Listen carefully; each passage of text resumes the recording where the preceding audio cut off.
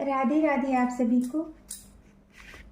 आज मैं आपको अपने नारायण की भक्ति में स्वयं को कैसे समर्पित करें इस बारे में अपने भाव बताऊंगी।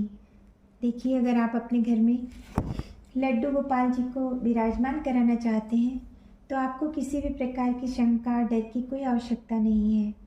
आप हमारे करुणामयी भगवान श्री नारायण को अपने घर में विराजित कर सकते हैं। मेरे नारायण को आपका सुख, वैभव, धन इत्यादि में कोई रुचि नहीं। मेरे प्रभु आपके भावों से ही प्रसन्न हो जाते हैं। मेरे प्रभु के समक्ष अगर आप अपने आप को समर्पित करते हैं तो मेरे प्रभु आपके समर्पण भाव से ही प्रभावित हो जाते हैं।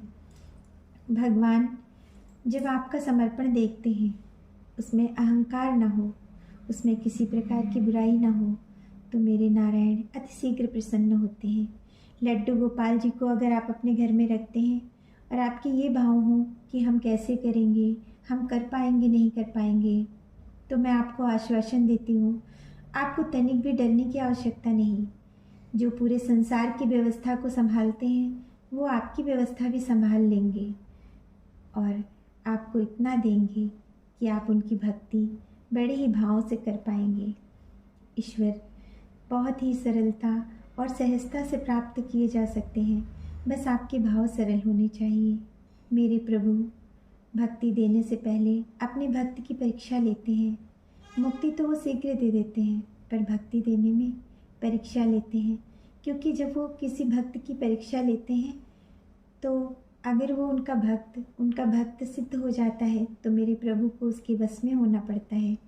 भगवान हमेशा भक्त के वश में होते हैं, इसलिए हमारे प्रभु का अलौकिक रूप है। स्वभाव बहुत सरल है। मेरे नारायण सभी के हैं, सब पर कृपा करने वाले हैं।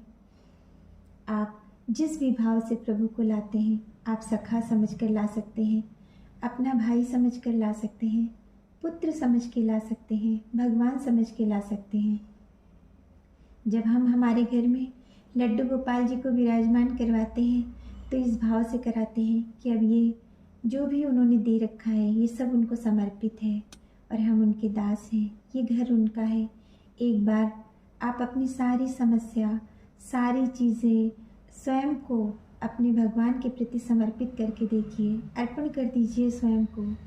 बस मेरे प्रभु के समक्ष अहंकार नहीं होना चाहिए, किसी तरह की बुराई नहीं होनी चाहिए। आप इन सब का त्याग करके जब प्रभु के सम्मुख पूर्ण रूप से खुद को समर्पित करते हैं, फिर देखिए समस्त संसार का पालन करने वाला भक्त वत्सल करुणा निधान मेरा प्रभु किस प्रकार से आप पर कृपालु हो जाता है और कैसे आपके घर में हर प्रकार से व्यवस्था व्यवस्थित होने लगती है। जो समस्त संसार का पालन करता है वो आपका भी पालन करेगा।